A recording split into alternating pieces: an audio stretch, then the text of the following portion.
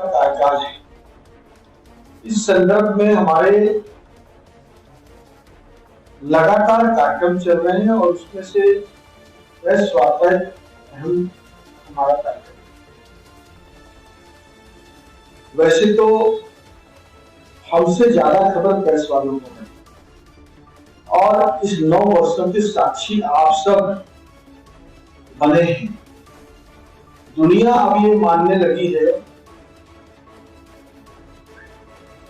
कि इन 9 वर्षों में 2013 के बाद भारत ने जो करवट ली है वो बदलते भारत के, सशक्त भारत के, एक भारत के, श्रेष्ठ भारत की तस्वीर को दुनिया के सामने रखा है। हमसे पहले जो भी शासन रहे, नेहरू जी से लेकर मनमोहन सिंह तक, अटल जी, इंदिरा जी, लाल बहादुर शास्त्री जी, देश के लिए सभी ने अपना योगदान दिया। हम किसी के योगदान को नहीं लेता, पर सच मायनों में इन 9 वर्षों में जिस शक्तिशाली भारत की हमें छवि दिखी है, अग्रणी भारत की छवि दिखी है, लीडर भारत की छवि दिखी है, वो अपने आप में 140-42 करोड़ हिंदुस्तानियों के लिए बेहद सम्मान का विषय है।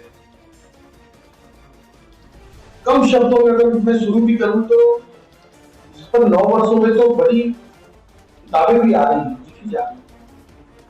लेकिन 2014 में जब प्रधानमंत्री नरेंद्र मोदी जी ने पहली बार लाल किले पर झंडा फहराया था, देश का तिरंगा, तब मैं भी उस प्राचीर पर मौजूद था, मैं उसका साक्षी बना था। हम सब लोग गए।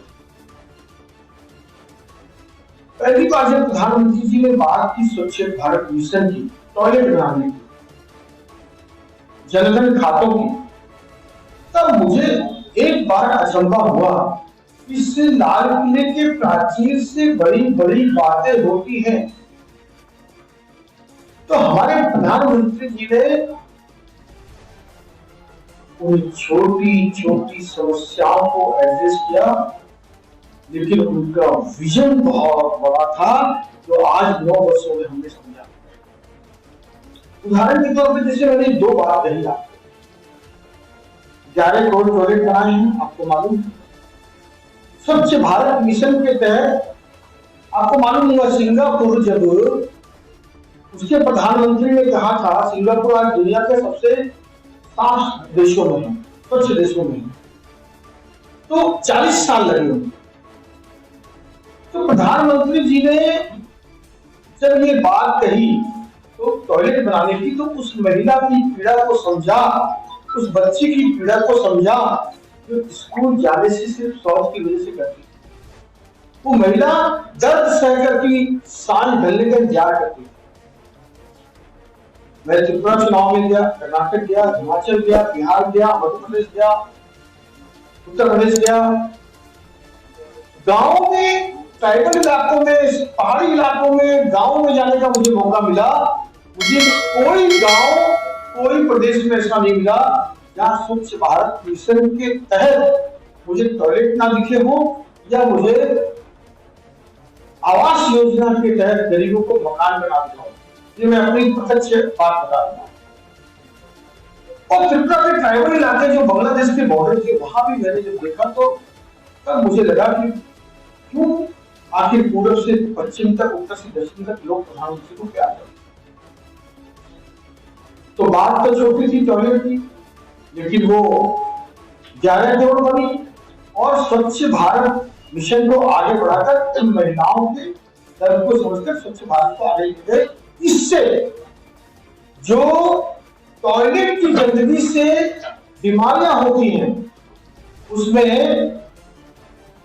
35% गिरावट आ गई है देश में। पूरे 35% बीमारी कम हो गई है और इस मिशन को आगे बढ़ाएंगे तो इसी प्रकार देश का स्वास्थ्य भी ठीक होगा। स्वच्छ भारत के साथ स्वच्छ भारत किस प्रकार जुड़ा है इसकी बात भी हमने सुनी। उसी प्रकार दूसरी बात कही थी मैंने, जनधन खाते। तो ये भी ध्यान में आता है कि 17 करोड़ खाते इस 9 वर्ष के पहले सन 47 से तक खुले, 17 करोड़, और आज नए खाते इन 9 वर्षों में एबव 45 करोड़, 45 करोड़ से ज्यादा।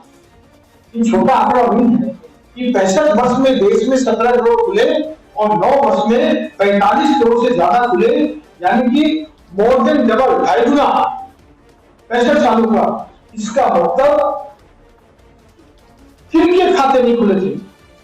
गरीब गुरबा के, शोषित के, वंचित के, रेडी वाले भाई के, काम वाली भाई के, रिक्शा वाले भाई के, यानी सरकारों का ध्यान ही नहीं गया।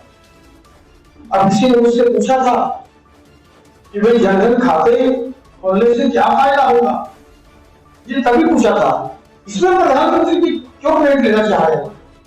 प्रधानमंत्री ने कहा कि वो गरीब मेरा भाई बहन जो बैंक की चौखट पे पैर रखने में भी डरता है, उसको भी सम्मान का हक है। और ये बात सिर्फ सम्मान से नहीं जुड़ी थी, इसमें 2 बातें ऐसी हुई है। एक तो गरीबों को जो पैसा जाता है, चाहे कोरोना में गया हो, आपने देखा हो किसान सम्मान निधि योजना में गया हो, वो पैसा डायरेक्ट ऊपर से नीचे तक 1 पैसा कटिंग के, कोई मनी कटिंग के, सीधे लाभार्थी के खाते में जाता है, जो पहले नहीं था। और ये बात उदाहरण के तौर पर अनेकों बार देश के सामने आई है कि राजीव गांधी कहते थे हम 1 रुपया भेजते हैं तो 15 पैसा पहुंचता है, या 100 रुपया भेजते हैं तो 15 रुपया। अब कटिंग मनी खत्म हो गई, पूरा का पूरा पैसा किसी ऑफिसर, किसी दलालों की, किसी कमीशन खोरों की, किसी बिचौलियों की कोई नहीं चलती, सीधा पैसा जाता है। एक बड़ा फायदा। दूसरा, जनधन खाते में 6 माह के बाद 5,000 लोन देने की उसमें छूट है, मालूम है ना आपको? और ऐसे ऐसे गरीब रिक्शे वाले और रेडी वाले मैंने देखे हैं, 5,000 रुपए की सूद की चक्की में वो घुस जाते हैं।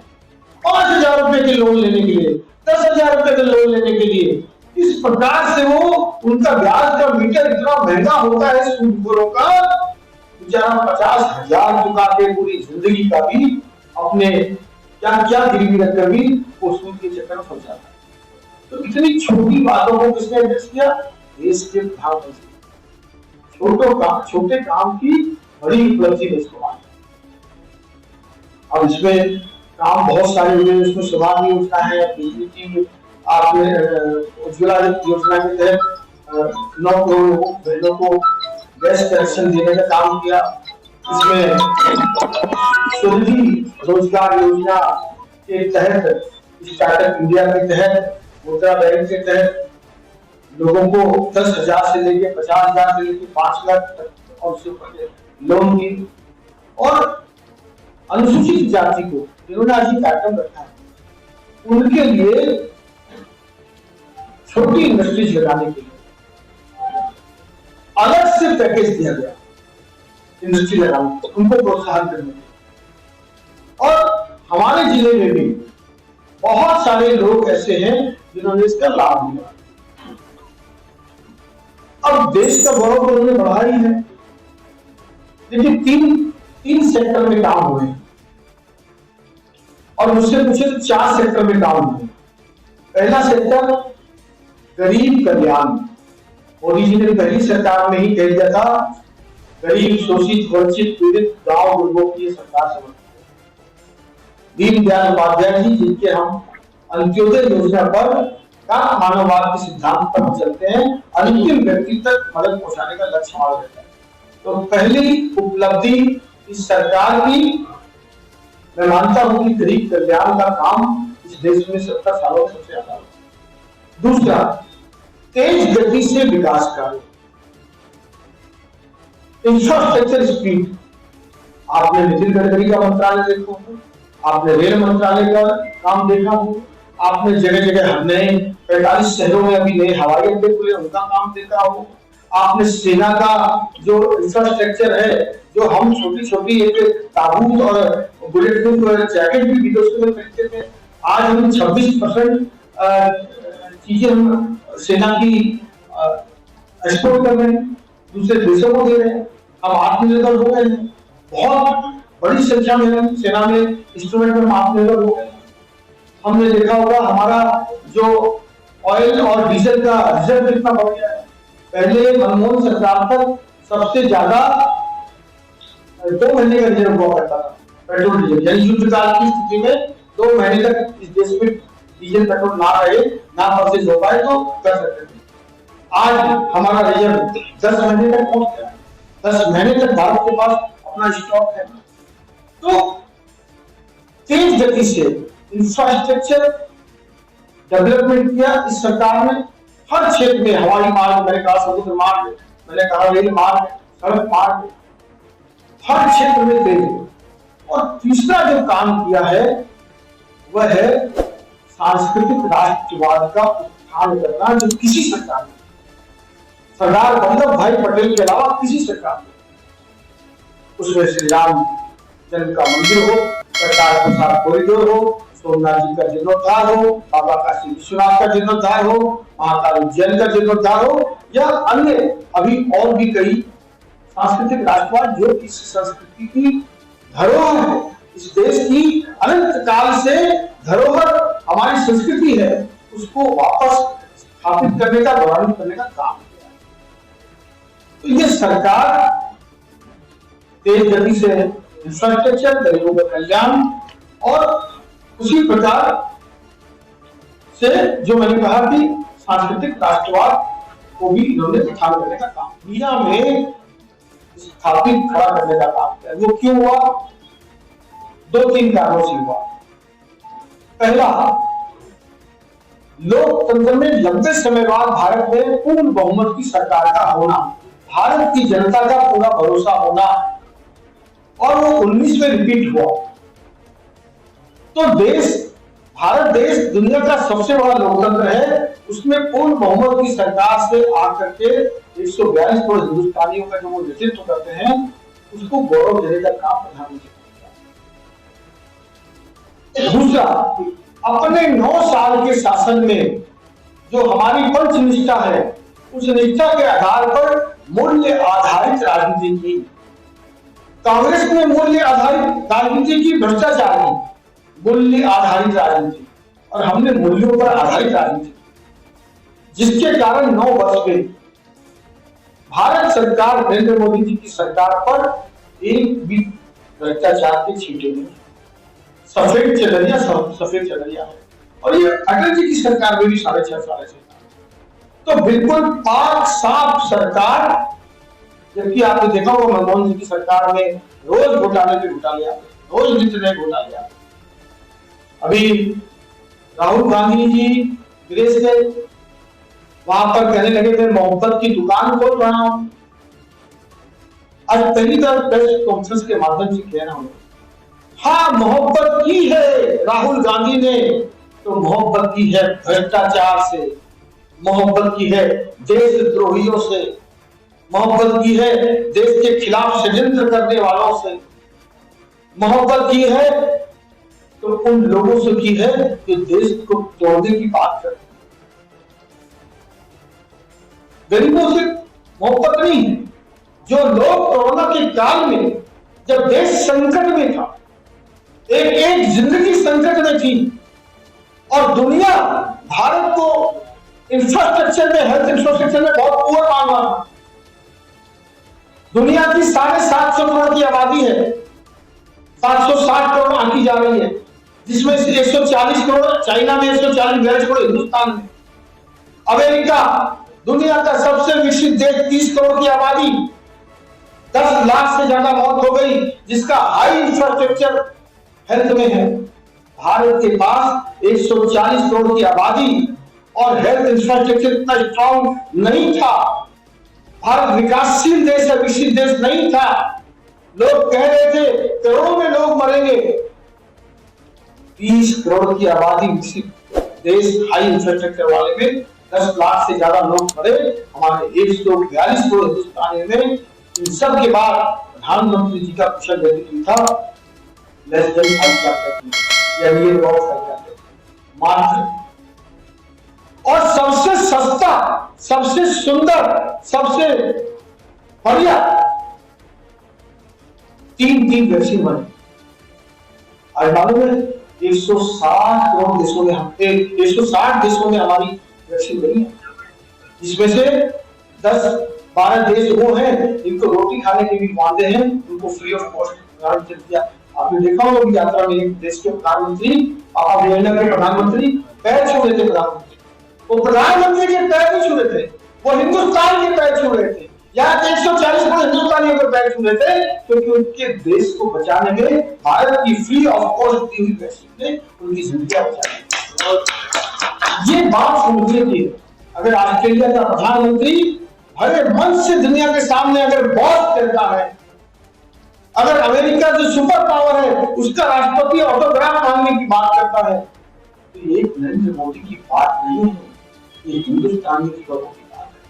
तो ये जो मान बढ़ाया है, जो मैंने चौथी बात कही थी, पहला मैंने कहा गरीब कल्याण सबसे ज्यादा, जिसमें आसाम नहीं इतने बड़े देश में 85 करोड़ लोगों को लगातार लगभग 3 साल से फ्री ऑफ कॉस्ट राशन देना, 5 किलो अन्न हर वर्ष हर महीने देना। कुछ स्टेट तो ऐसी हैं जिसमें दिल्ली भी है, जिसने 2-2 महीने 3-3 महीने तक सिर्फ ट्रांसपोर्टेशन की कैरिंग इनकी लगती है, बाकी कुछ नहीं लगता, वो भी उठा करके काम नहीं कर पाए। तो गरीब कल्याण का काम क्या, तेज गति से देश का विकास किया और सांस्कृतिक राष्ट्रवाद को ऊपर लेकर आए, कुछ कड़े और बड़े फैसले भी लिए। कई लोग कह रहे थे ग्रह हो जाएगा, जब 370 की बात आती थी तब हमारी महबूबा मुफ्ती फारूक अब्दुल्ला कहते थे 10 जन लोग तो भी नहीं कर पाओगे। लेकिन आज कश्मीर पहले से ज्यादा शांत है, आज कश्मीर पहले से ज्यादा सुखी है, आज कश्मीर युवाओं को रोजगार दे रहा है, आज कश्मीर में दुनिया का G20 समिट हो रहा है, आज कश्मीर खुशहाली के रास्ते पे चल पड़ा है, विकास के रास्ते पे चल पड़ा है। कहां गए युवा? जब 3 तलाक हटाकर जब हमारी मुस्लिम बहनों की सुधरी नारी जीवन से मुक्ति दिलाने का काम किया, तो भाई नरेंद्र मोदी ने किया। सीएए कानून लेकर आए, यहां भी शाहीन बाग सज गए थे, लेकिन जब अफगानिस्तान का तालिबान का अभी जब युद्ध हुआ, तब सारे देश को, दुनिया को पता लगा कि सीएए का क्या फायदा है। अपने वतन वापस आ पाए वो सिख, वो पारसी, वो जैन, वो सभी अल्पसंख्यक समुदाय के लोग जो कि यहाँ आ सकते थे, जिनका देश सिर्फ और सिर्फ हिंदुस्तान है, तो उनका रास्ता खोला। तो सभी कड़े और बड़े फैसले भी लिए। निश्चित रूप से आज इस प्रेस वार्ता के माध्यम से उत्तर पूर्वी अनुसूचित मोर्चा ने जो कार्यक्रम किया है, मैं आप सब प्रेस बंधुओं से करूंगा, पत्रकार मित्रों से कहूंगा कि बात जन जन तक जाए। प्रधानमंत्री जी के इस 9 वर्ष के कार्यकाल में जो बिल्कुल भ्रष्टाचार से मुक्त रहा, निष्कलंक रहा, देश के गौरव को बढ़ाने वाला रहा, गरीब कल्याण का रहा, आंतरिक राष्ट्रवाद का रहा और तेज गति से देश का विकास करने वाला। बहुत बहुत धन्यवाद। आप सबके प्रश्न को